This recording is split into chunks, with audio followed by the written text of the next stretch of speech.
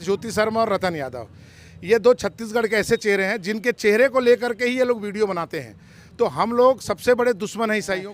विपक्ष के नेता राहुल गांधी और प्रियंका गांधी ट्वीट कर रही हैं, कहीं ना कहीं इन लोग दुर्ग शहर का माहौल खराब करने की कोशिश कर रहे हैं। लेकर के उसने शिकायत किया था, मतलब उसने मेरे को धमकी दिया था कि आपको हम जान से मार देंगे करके। वो तो धमकी तो खैर आते रहता है, लेकिन वो जो ऑडियो होता है ना, व्हाट्सएप में ऑडियो बनाकर भेजा गया है और उसमें स्पष्ट कहा गया है कि रतन यादव, अब तेरा अंत बहुत बड़ा होगा। नन अरेस्ट केस दुर्ग स्टेशन से ये मसला शुरू होता है। 25 तारीख से ये सारी चीज़ें शुरू होती है। धर्मांतरण की बात आती है, ह्यूमन ट्रैफिकिंग की बात आती है, मगर इसमें रोज़ एक नया मोड़ लेते जा रहा है। कई सारे बयान आ रहे हैं, कई सारी कहानियाँ आ रही है। इसी बीच एक कहानी निकल कर सामने आती है कि जिन ननों के साथ जो 3 लड़कियाँ थी उसमें से एक ने बयान दिया और कहा है कि दबावपूर्वक उससे बयान लिया गया, ये कोई धर्मांतरण का मुद्दा नहीं था, वो अपनी मर्जी से जा रही थी। तमाम चीज़ें निकल कर सामने आती है, मगर इसी बीच रतन यादव को एक धमकी आती है, मारने की धमकी आती है। और ये पहली बार नहीं, इससे पहले भी कई सारे मसले में धमकी आ चुकी है। क्या कुछ पूरा मामला है, क्योंकि इस मसले को लेकर आज शिकायत दर्ज करने मोहन नगर थाने पहुंचे हुए बजरंग दल के साथी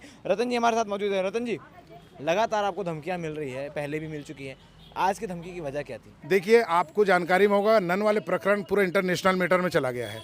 इसमें हमारे ही विभाग संयोजक को हमने इसमें प्रार्थी बना के, आवेदक बनाकर रखा हुआ है। हम जितने लोग जुड़े हुए हैं, चाहे रवि निगम, रतन यादव, ज्योति शर्मा, जो भी हम जुड़े हुए हैं, वो तो धमकी तो खैर आते रहता है, लेकिन वो जो ऑडियो होता है ना, व्हाट्सएप में ऑडियो बनाकर भेजा गया है और उसमें स्पष्ट कहा गया है कि रतन यादव, अब तेरा अंत बहुत बड़ा होगा। मतलब इस प्रकार का धमकी देना। और ये धमकी किसने दी है धमकी, कुछ पता? ये बजेंद्र पास्टर, जिसका सेक्टर 7 में कार्यक्रम होने वाला था, बहुत बड़ा चंगई सभा, आप लोगों ने विरोध भी किया था कलेक्ट्रेट में। यस, आपने ही शायद इसको कवरेज किया था। तो उस पूरे विषय पर जब इनको परमिशन नहीं मिला तो ये झल्ला गए। तो इनका जो पास्टर है, बहुत बड़ा बजिंदर पास्टर, जो मोहाली कोर्ट ने जिसको उम्र कैद की सजा दी, अभी वो जेल में है, उसका पर्सनल जो खुन्नस है मन में तो है ही उसको लेकर के उसने शिकायत किया था। मतलब उसने मेरे को धमकी दिया था कि आपको हम जान से मार देंगे करके। तो उसकी शिकायत मैंने मोहन नगर थाने में दी थी, आज से 3 महीने 4 महीने पहले की बात बता रहा हूँ।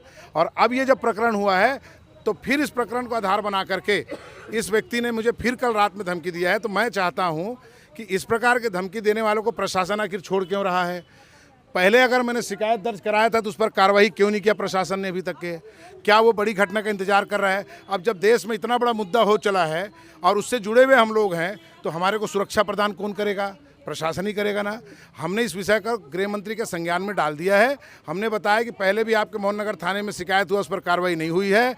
क्या कोई बड़ी घटना का इंतजार हो रहा है क्या? मैं ये पूछना चाह रहा हूँ। उस वाले मसले में जो बजिंदर पास्टर वाला केस हो रहा था, जिसमें आप लोगों ने विरोध किया था, उसमें सामने मेन फेस थे रतन यादव, लेकिन इस वाले में जो आवेदक हैं वो निगम जी हैं, रवि निगम। तो इनको धमकी नहीं आई, आपको धमकी आई? क्योंकि मैं, जो मेरा चेहरा है ना, ये इन लोगों के लिए, जैसे ज्योति शर्मा और रतन यादव, ये दो छत्तीसगढ़ के ऐसे चेहरे हैं जिनके चेहरे को लेकर के ही ये लोग वीडियो बनाते हैं। तो हम लोग सबसे बड़े दुश्मन हैं ईसाइयों के, उनके नज़र में। रवि निगम हमारा विभाग संयोजक है। उस दिन जब शिकायत करता मैं, तो रवि निगम हमारा प्रमुख होने के नाते हमने इसी को आवेदक बनाया, ताकि कोई किसी प्रकार से, ये ऐसा कार्यकर्ता हमारा ना कि वो किसी से डरने वाला नहीं है। कोई अगर इसको डरा भी धमका देगा तो ये किसी से डरने वाला नहीं है। इस वजह से इसको हमने आवेदक में रखा है, ताकि कोई किसी प्रकार से ज़्यादा झंझट ना हो पाए। अच्छा, दूसरा चीज़ आपने कहा कि ये जो मीडिया में चलाया जा रहा है कि बजरंग दल के दबाव में आकर के प्रार्थिया ने बयान दिया है कि मारपीट, एकदम सरासर गलत है। हमसे एक छोटी चूक हो गई है कि जो बच्चे थे 3, वो 3 बच्चे नहीं थे, 2 ही बच्चे थे। वो तीसरा तो इनके ही लोग थे ना।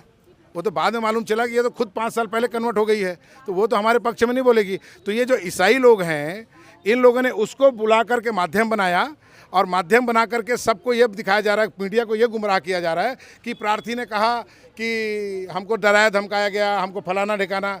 उसकी बात को मानना बेवकूफ़ी होगा। जब हम आपसे बातचीत कर रहे हैं, इसी दौरान NIA कोर्ट में इस मामले की सुनवाई भी होनी है और फिर से जमानत याचिका लगाई गई है। क्या जमानत मिलेगी?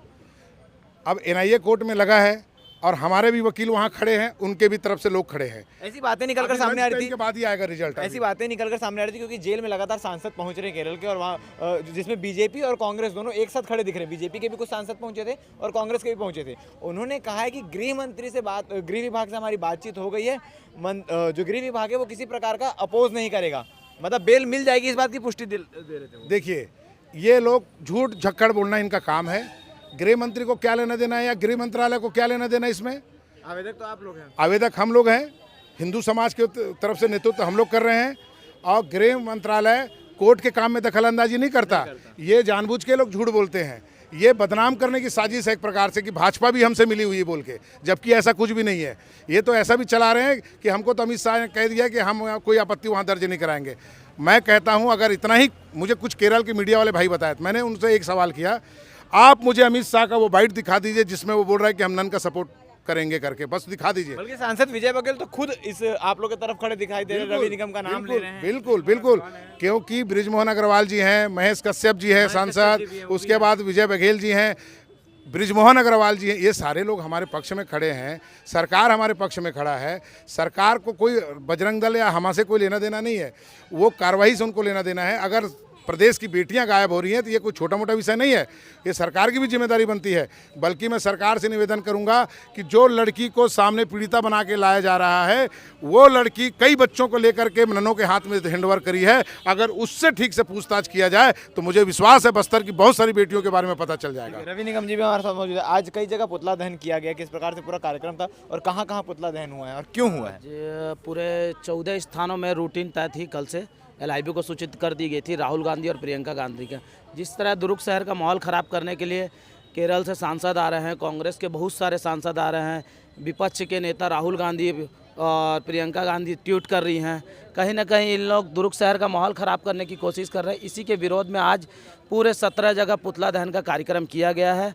जैसे सुपेला घड़ी चौक, पुलगांव चौक, जेवरा सिरसा चौक, रुआ बांदा चौक, अन्य बहुतों जगह 17 जगह पुतला दहन राहुल गांधी और प्रियंका गांधी किया गया है। ठीक है, तो इस पुतला दहन के माध्यम से क्या संदेश है, सीधा सीधा क्या कहना चाह रहे हैं, क्या दिखाना हम सरकार को संज्ञान में भी देना चाहते हैं कि हम राहुल गांधी और प्रियंका गांधी का पूर्ण जोर विरोध करते हैं। उनके जो सांसद आ रहे हैं उनका पूर्ण जोर विरोध करते हैं और अगर इसी तरह आते रहे तो आने वाले समय में छत्तीसगढ़ प्रदेश में राहुल गांधी और प्रियंका गांधी का पुतला दहन किया जाएगा। ठीक है, आप देख सकते हैं कि इस प्रकार से पूरी धमकी देने के बाद बजरंग दल के साथी जो है वो यहाँ पहुँचे हैं और साफ तौर पर कह रहे हैं कि ये तमाम चीज़ें जो है वो डराने और धमकाने का प्रयास किया जा रहा है। इसमें क्या कुछ चीज़ें निकल कर सामने है, नन केस में क्या कुछ चीज़ें आगे अपडेट होती है, क्योंकि अभी जो इस वक्त ये वीडियो मैं बना रहा हूँ ये समय 3 बज रहा है और 3 बजे जो NIA कोर्ट है वहाँ पर इस मामले का फैसला लेना अभी बाकी है। मामले की जांच चल रही है और इसके बाद भी आपको बता दें कि बेल अपील लगाई गई है और बेल अपील खारिज होती है या बेल मिल जाता है, ये भी देखने वाली बातें बन रही है। हमारे साथ धन्यवाद।